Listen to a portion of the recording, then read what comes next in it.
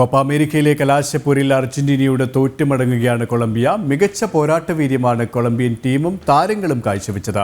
പരാജയപ്പെട്ടെങ്കിലും റോഡ്രിഗസിനും സംഘത്തിനും തല ഉയർത്തി തന്നെ മടങ്ങാം. 2001 ചരിത്രത്തിലാദ്യമായി കോപ്പ അമേരിക്ക കിരീടമുയർത്തിയ കൊളംബിയ രണ്ടാം കിരീടം ലക്ഷ്യമിട്ടാണ് അർജന്റീനയ്ക്കെതിരെ ഇറങ്ങിയത്. ഗ്രൂപ്പ് ഘട്ടം മുതൽ ഒരു മത്സരങ്ങളിൽ പോലും പരാജയമറിയാതെ മുന്നേറിയ കൊളംബിയ മികച്ച ഫോമിലാണ് ഫൈനലിലെത്തിയത്.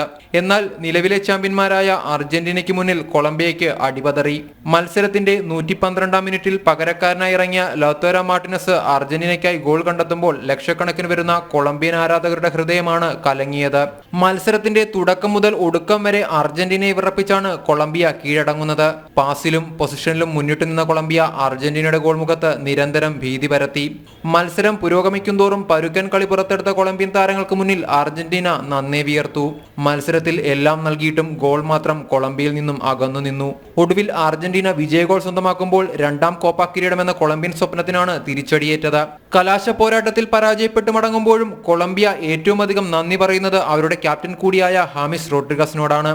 ചരിത്രത്തിലെ തന്നെ ഏറ്റവും മികച്ച ഫോമിൽ കുതിക്കുന്ന കൊളംബിയയുടെ കടിഞ്ഞാൺ നായകൻ റോഡ്രിഗസിന്റെ കയ്യിലായിരുന്നു.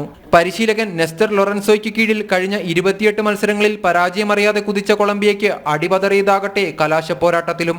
പരാജയത്തിലും റോഡ്രിഗസിനും സംഘത്തിനും തല ഉയർത്തി തന്നെ മടങ്ങാം. ലോക ചാമ്പ്യന്മാരായ അർജന്റീനയെ വിറപ്പിച്ചാണ് കൊളംബിയ കളം വിടുന്നത്. 4 വർഷങ്ങൾക്കു ശേഷം ശക്തമായി തിരിച്ചുവന്ന് കിരീടം നേടുമെന്ന ഉറപ്പോടെ. സ്പോർട്സ് ഡെസ്ക്, ജനം.